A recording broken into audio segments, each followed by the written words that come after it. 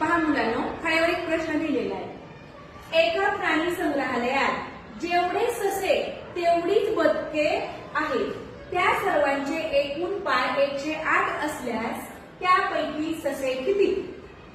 आपल्याला सशांचे आणि बदकांचे पाय मोजायचे नाहीत, त्याऐवजी काय करायचे, एक ट्रिक वापरायची। सशाला पाय किती असतात रे?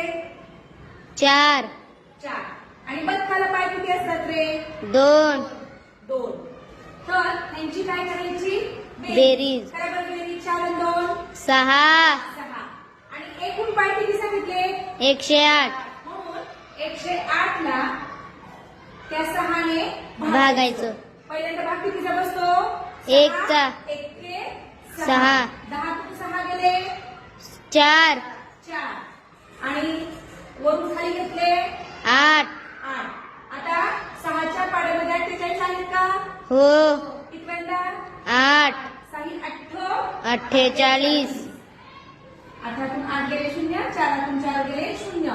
म्हणजे आपल्याला काय प्रश्न विचारलेला आहे? ससे किती? तर त्याचं उत्तर आलेलं आहे 18 ससे। आणि दोन्ही समान आहेत, म्हणजे ससे पण 18 असणार आणि बदक सुद्धा 18च असणार। तुम्ही त्याच्या पायांची बेरीज करून पहा 108 येते का?